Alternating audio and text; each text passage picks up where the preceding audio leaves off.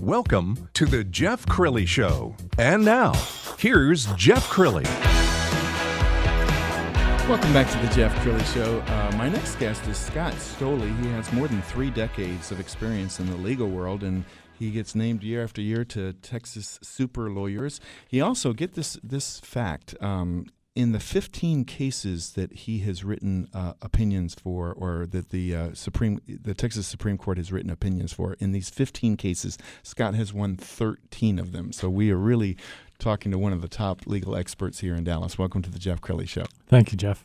So tell us how it all began. Did you grow up wanting to be an attorney? I didn't. I grew up wanting to be an architect. So after about 2 years of architecture school, I realized I wasn't cut out for that. So how did you, did somebody suggest maybe law? I had a lot of fraternity brothers who were very influential at that time, and a number of them were planning to go to law school, and so I kind of just drifted that way. And so when you first started in law, were you just kind of a general attorney, or did you have a specialty? I started with what's called an insurance defense firm, a firm that defends people on behalf of insurance companies, and I was a trial lawyer there. Okay. So for about the first 10 years, I tried cases. And then you started to find that people would ask you to write appeals for them? I discovered that it took me 10 years to realize that it wasn't my best skill set to stand up in front of juries. Okay. And I realized my best skill set really was analysis and writing. And so I started to gravitate toward handling matters that involved a lot of that kind of work, particularly appellate work. And it's so important because, at the appeals level, if you have a compelling argument, it's basically a written argument. You can reverse a decision or uphold a decision. And I think sometimes people overlook the importance of a well-written brief. They do, and most lawyers are trained to think they write well, and the truth is they don't. And there's really a very small segment of lawyers who are exceptional writers, and most of them tend to do what I do, which is appellate writing. What is that? I know you've written for several legal journals, kind of the secrets of writing a good appeal. What are the secrets? What do the judges want to see? Is it witty prose? What is it? No, they don't want to see witty prose at all. Judges are like everybody else. They want to know what is the shortest path from point A to point B. They want to find the path of least resistance to decide this case. Was this case correctly decided in the trial court, or was it incorrectly decided? And they want to know what's the shortest path for me to make that decision. And so that's my job, is to make very clear what happened in the trial court and either convince them that it was right or that it was wrong. When other attorneys try to write appeals, what's a classic mistake that they make? Well, one of the mistakes they make is that trial lawyers are very used to making emotional appeals because they're talking to juries and they're talking to trial judges. And despite what you may hear about the law, a lot of what goes on in a courtroom can be very emotional. And so a lot of trial lawyers translate that into their briefing and into their appellate presentations. They make it very emotional, and that's not what appellate judges want. They want a very rigorous analytical presentation. So if it's dry, that's okay for your audience that you're writing to. They really don't want Well, there's a fine line between dry, but you also have to make it interesting. You do have to inject some level of interest into the briefing to keep them wanting to move forward to read the whole thing. I mean, a full appellate brief is 15,000 words. Oh, goodness. And for an appellate judge who's got, a couple hundred cases pending, if they've got 3 or 4 briefs that size in every case, that's a lot of reading. So you do have to find a technique to keep the judge moving forward and want to read your brief over the other briefs. Right. Well, for the person who's not an attorney, do the judges actually read every word? Or are they skimming it? Are they reading the conclusion or summary? Or what are they reading? Well, I hope they're reading everything. But I don't know for sure because I've never been on that side, never been behind the curtain. But, you hope that they're reading everything, particularly if the case has an oral argument. A lot of cases, especially in the criminal side, in appeals are decided without an oral argument. But in the civil side, most cases get argued. And so my experience has been when you go to present your oral arguments, the 3 judges on the panel or the 9 judges in the Supreme Court, they're prepared. They've read the briefs. So you will get attorneys coming to you saying, hey, Scott, I've got this appeal, and I think I need your help on this? Yeah, that's my whole market, basically, is appealing to trial lawyers to help me with their appeals. And you've built a nice reputation for yourself in town. Well, thank you. I've worked hard. Been at it almost 35 years. Yeah, that's incredible. And I know you've worked for some large law firms, but you did decide to go out on your own. Tell us that story. I was with a large law firm for almost 20 years, and in 2015, I decided to move to a smaller firm. The business dynamics in law are changing, just like they are in everywhere else in our economy. And I decided a smaller firm would be a friendlier platform for my business, my niche.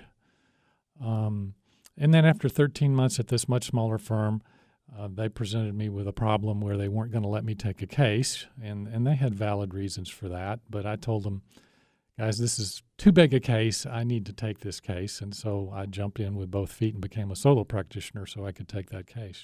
Well, as a guy who kind of did it the same way, I was working for the news media for 25 years, and it is kind of scary to jump out on your own. But I'm here to tell you, though, come on in. The water's fine. I agree totally. It's great being your own boss. It's great being able to do everything. I think the one thing that held me back for so many years was in a big firm, you have so many resources. You have people to do things for you, and you get used to that. And it's hard to imagine not having those resources. When you jump like I did to a smaller firm, you start to learn how to do things for yourself. And after a while, I realized, I could do everything, really. I don't have to have people. That's great. It still takes a lot of courage to do it. And I know you do a lot of networking. You and I had lunch a couple weeks ago, and you said there's not a week that goes by that you're not out there, networking with other attorneys. Oh, yeah. I have a standard assigned table at Capitol Grill downtown. I love it. Yeah. That's great. Well, what are some of the challenges that you face in helping your clients? Challenges I face. Well, most clients are not repeat clients because very few people or companies have more than one appeal over their lifetime or over their career. Right. So part of my job is to try to explain the intricacies of the appellate system to them because it's a very arcane system that most people have absolutely no reason to understand. Right. And so I have to try to give them a comfort level for what's going to happen. Is it possible to psych out the judges? Like, is it, knowing a professor and knowing what the professor likes, writing a better essay than the other guy because you kind of know the judges after a while? It depends. One of the things I do sometimes is I'll help the trial lawyers with a trial and with certain aspects of a trial. And frequently, I sense a reaction from the trial judge. Oh, geez, the appellate lawyer's here. He's here to try to trick me. Mm. And so I kind of have to work through that issue and get the judge to understand I'm really here to try to help the case get tried properly. Well, are you somewhat like a detective, and you're going over a trial? You're going over a case. Are you finding things that the lawyers missed? Absolutely.